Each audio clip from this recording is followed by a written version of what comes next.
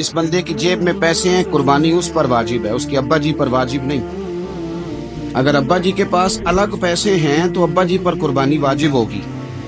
ہاں، اگر آپ کی جیب اجازت دیتی ہے تو آپ 3 قربانیاں خریدیں یا بڑے جانور میں 3 حصے ڈالیں، تو اب آپ 2 والدین کی ہو گئی، 1 آپ کی اپنی ہو گئی، لیکن جب تک آپ پر واجب قربانی آپ نہیں دیتے تب تک والدین کی قربانی دینا درست نہیں ہے، کیونکہ یہ دین میں واجب ہے۔ جو نماز آپ پہ فرض ہے وہ آپ نے پڑھنی ہے، اور جو ابا جی پہ فرض ہے وہ ابا جی نے پڑھنی ہے۔ اس مسئلے کو بھی ضرور ذہن نشین کریں۔ اس سے اگلی بات جو اور زیادہ ضروری ہے اس کا ضرور خیال فرمائیں۔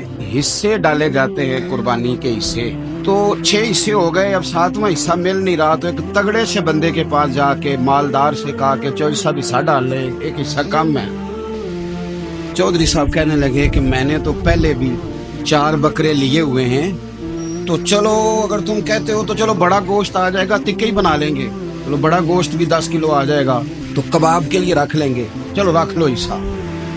اب 6 بندوں کی نیت قربانی کی، 7ویں کی گوشت کی، اس کی نیت قربانی کی، پچھلے 6 کی بھی قربانی نہیں ہوگی، وہ بھی گئے کام سے۔ آپ اس بات کو سمجھیں کہ قربانی کا مطلب یہ ہے کہ خالص اللہ کی رضا کے لیے مخصوص وقت میں مخصوص جانور ذبح کرنا۔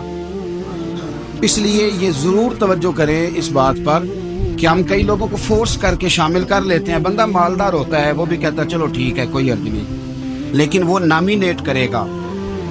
اگر اس نے اپنی قربانی رکھ لیا تو پھر وہ بتائے گا یہ قربانی کس کی ہے، والدین کی ہے، کس کی ہے۔